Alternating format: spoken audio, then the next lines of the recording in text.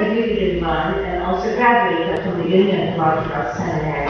He underwent various specialized studies and trainings in the US, in the UK, Cyprus, Thailand, Singapore, Indonesia, and India. I'd like us to prepare our hearts for the message that is going to be given to us by the Lord's preacher this morning, Reverend Joey Mike.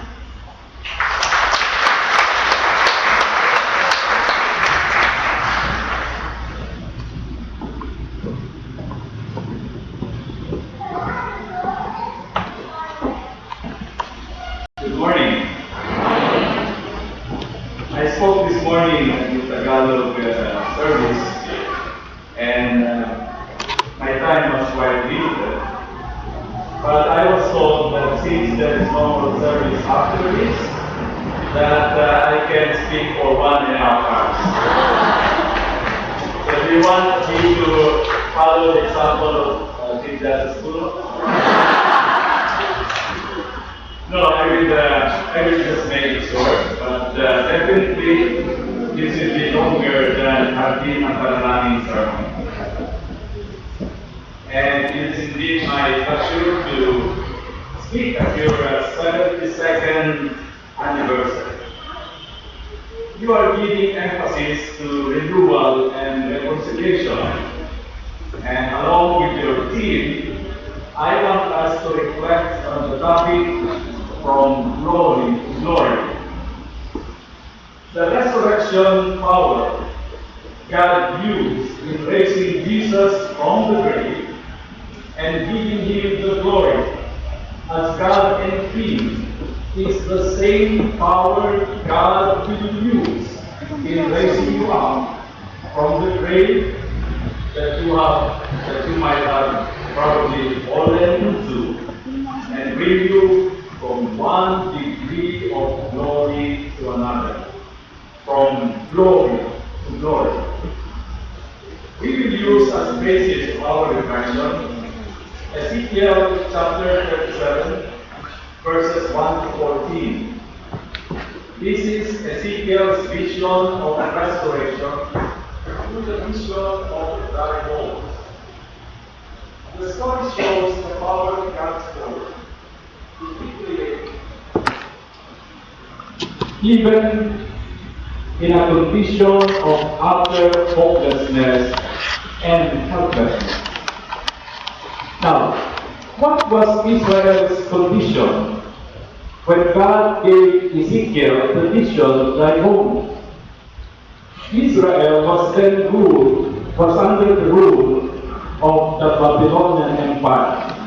Israel was divided into two kingdoms. But not only were they under foreign rule, they were fragmented, deeply disunited, and living sinful lives. Israel was not only dead, Israel was a skeleton of dry bones. Now, can dry bones live again? You know, the Jews believe that a man who has been dead for 3 days can still resurrect. Do you remember the story of Lazarus, who died and who had been in the tomb for 4 days when Jesus arrived? Martha told Jesus. Our gospel reading for today is also about Martha and Mary. You know, Martha told Jesus that had he arrived on the 3rd day, he could have still brought Lazarus to life. But Jesus came on the 4th day, and we knew that Lazarus was brought back to life, even though he was dead for 4 days. Now, Israel was long dead and buried, a skeleton of dry bones. The Lord brought Ezekiel to a valley full of dry bones. The Lord asked him in verse 3, "Son of man, can these bones live?" Ezekiel answered, "O Lord God, you know." But Ezekiel was saying what he was saying was this, that for him it would be next to impossible for those dry bones to live again. But then God may do otherwise. In verse 4, the Lord told Ezekiel, prophesy over those bones and say to them, all dry bones, hear the word of the Lord. Don't you think Ezekiel doubted not when God told him to prophesy over those dry bones? I believe he doubted.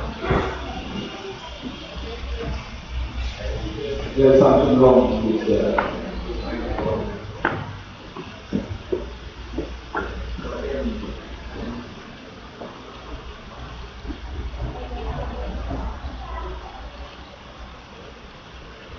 Okay, I will do this better. So I believe Ezekiel doubted, but because God said to simply obey. You know, friends, there might be times that we obey God despite our doubts. And don't worry about it. That is pure and simple faith. Because faith is obeying even if you have more questions than answers. Faith is obeying the Lord, even if there are doubts in your hearts. As Dr. Robert Schuller said, faith is doubting your doubts. Can you imagine having such a definition of faith? Faith is doubting your doubts. You know, despite his doubts, Ezekiel obeyed God's instruction, and miracle of all miracles. Because of the power of God's word, those dry bones suddenly were covered with skin, sinews, flesh, and blood. They stood. They marched like a great army. Wow, incredible! Ezekiel showed us the following restoration process from grave to glory, and then from one degree of glory to another.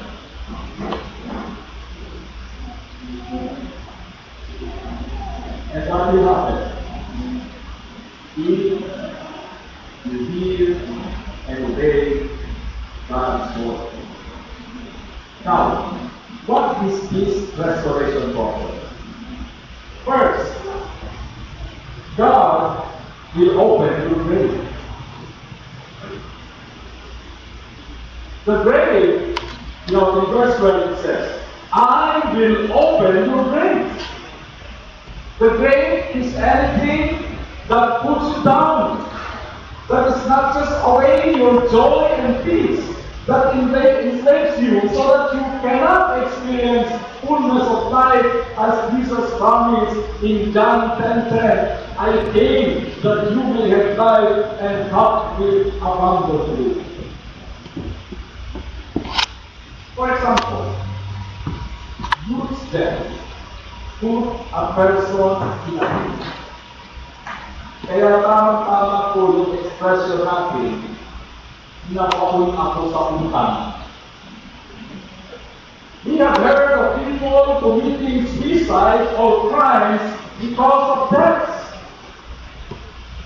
Vices such as drug addiction and alcoholism put a person 6 feet below the ground while still alive. A man who was a drug addict for 10 years died, and in his tomb was written, died in 2000, buried in 2010. Friends, what is your grave?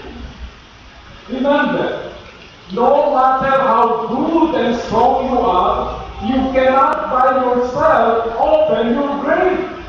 But God can do that for you. He can open your grave and then bring you from one degree of glory to another. Di po ba pinapalapakan yun?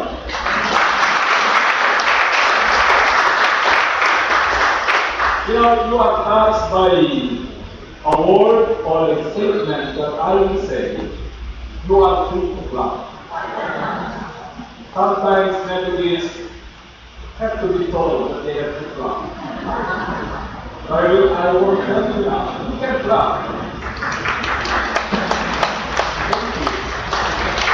Yung mga comment sa mga mag-isa tayo doon.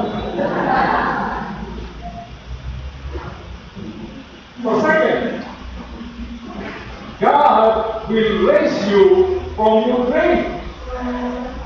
God will not only open your grave, He will raise you up and remove you from your grave.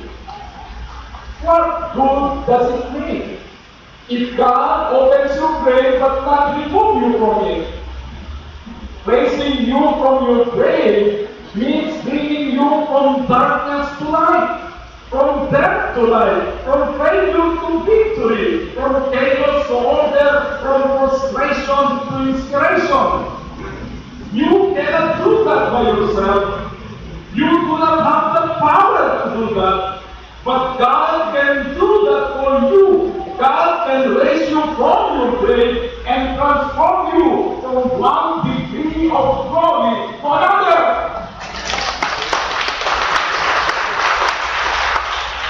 Lord, that is the way God acts. In 2 Corinthians chapter 3, verse 18, it says, "And we all, with unveiled face, beholding the glory of the Lord, are being transformed into the same image from one degree of glory to another." Wow! God does not only raise you up from your grave, God transforms you from one degree of glory to another until you become like Jesus. Will you please raise your right hand? Tap the shoulder of the person on your right. Sabihin mo sa kanya, kamukha ka ni Jesus. Raise your left hand. Touch the shoulder of the person on your left. Sabihin mo sa kanya, buti na lang hindi ka kamukha.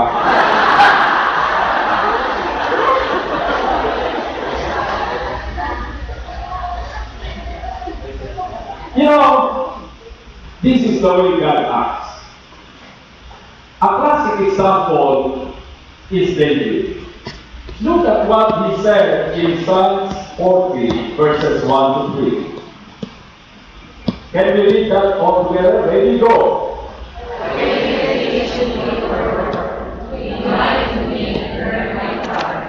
You out from the pit of destruction, out of the mighty God. And set my feet upon the ground, making my steps secure. You put a new song in my mouth, a song of praise to our God. Many will see and fear, and put their trust in the Lord. Take note of the progression. God lifted David from the pit of destruction and death. But that is not the end of it. Then put him up upon a rock of salvation and life. Then was given a new song, meaning new life, new hope, new future, from glory to glory. Friends, God will do the same for you. He will transform you from one degree of glory to another. Ayaw niyo po ba? Now, third, God will bring you back to your land. God will bring you home. The grave is not your home. Failure is not your destination. You know, one day, I saw a teenager wearing a t-shirt, and in his t-shirt is this: born to lose. Born to lose. So he is announcing to the whole world that he is born to lose. My friends, you are not born to lose, you are born to win.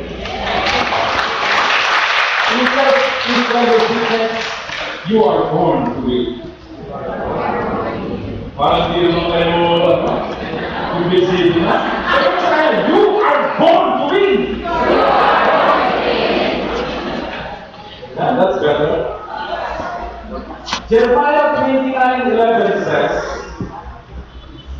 "For I know the plans I have for you, declares the Lord. Plans for welfare and not for evil, to give you a future and a hope."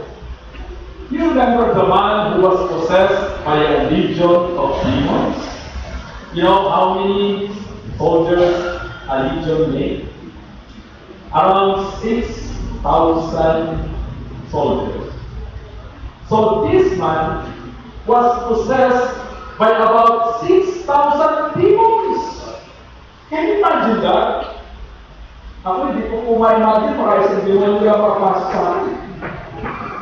But this man was possessed by about 6,000 demons. He lived in the cemetery, was naked, moving himself, running and shouting day and night. He was far from being the creature God created in His image. But when Christ brought him out of the grave, he was described in Mark 5:15. Let us see. Let us read all together. Go! And the name Jesus, the Lord, the name of the possessed man, the one who had an angel to see there, clothed in his right mind. So when the demon-possessed man was saved, he was seen at the feet of Jesus. Wherever Jesus is, that is where our home is. You know, there was this evangelist who said, "I don't care going to hell as long as Jesus is there." Our home is not at the feet of a monster, but at the feet of Jesus. That is your home. That is our home. Fourth, you know, I have only 5 points.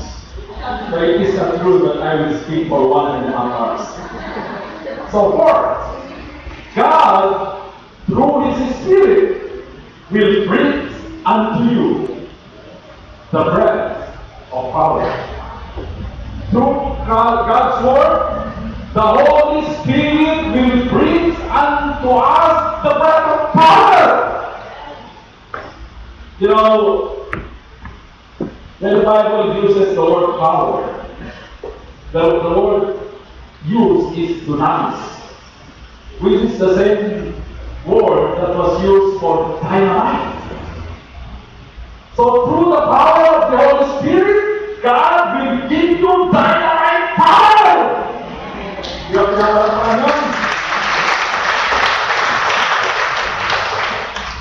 Paul said in Ephesians 6:12. So let's read all together. Ready? Go.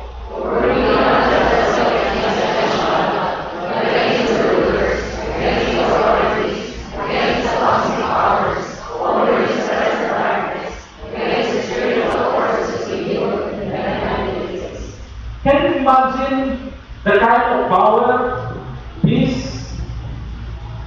cosmic power, dark power, and all this? You know, we are no match for this power unless the power of the Holy Spirit is in us. You know, when Jesus died on the cross, the disciples became a band of cowards. They become powerless and hopeless. Kaya nga po lagi sila doon sa upper room. I'm not saying that you are cowards over there. So they were always hiding because they lost that courage and power. They became powerless and hopeless. But when Jesus rose from the dead, He breathed into the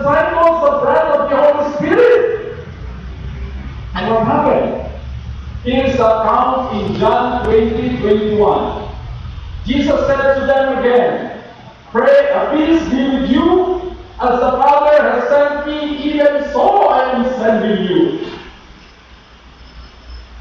Like the dry bones in the vision of Ezekiel, the disciples rose from the grave of defeat and powerlessness and became brave enough to confront even death. Through the breath of the Holy Spirit, no power can ever intimidate you. No failure can ever put you down. Through the breath of the Holy Spirit, you became not only conquerors, but more than conquerors, from glory to glory.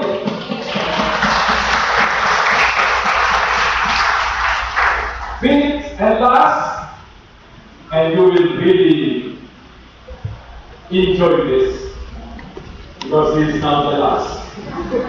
Kaya yung po nakatulong na gawin si Maray. Fifth, God will let you know who He is. God opening your grave, raising you up from your grave, bringing you back home and breathing unto you the breath of power will lead you into knowing who God really is. To know God is the ultimate outcome of the restoration process. This is the climax of the restoration process, from grave to glory and from one degree of glory to another. In the Bible, to know means to have an intimate, passionate relationship, as in the relationship between husband and wife. The only way to know God intimately is to meditate upon His Word daily. And when you have an intimate relationship with God, there is no telling what He will do on your behalf. Kapatid, kapag kayo po ay malapit sa Panginoon, then ask whatever you want. Even the sky is not the limit. When you are very close to God, you will gain His favor. And Jesus said, ask whatever you want. Joshua 1:8 says, "This book of the law shall not depart from your mouth, but you shall meditate on it day and night, so that you may be careful to do according to all that is written in it. For then you will make your way prosperous, and then you will have good success." In summary, God will raise you up from the grave, then transform you from one degree of glory to another through the following restoration process. God will open your grave. God will raise you from your grave. God will bring you back to your land. God, through His Spirit, will breathe unto you the breath of power. And God will let you know who He is. Pastor Joey Manny, nagpapasalamat sa iyong pakikinig sa salita ng Diyos. Tandaan mo, dahil kay Jesus, mahal ka ng Diyos, kahapon, ngayon, at bukas. Palakpakan po natin ang mga. Mahina ka ilan!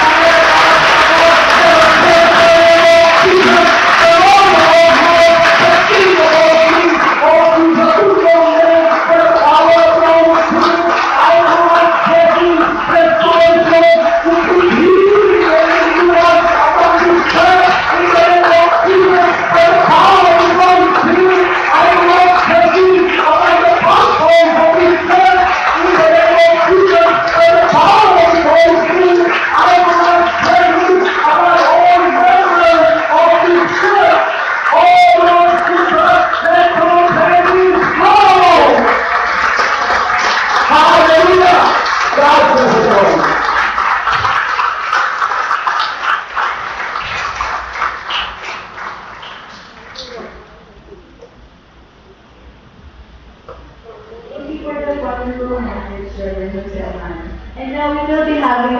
with dance offering.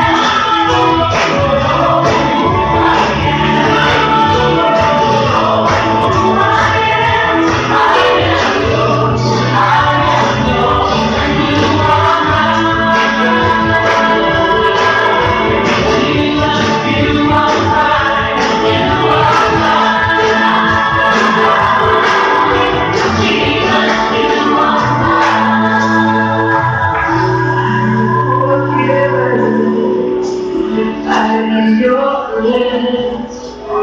I am accepted. I know who I am. I'm secure. I'm confident.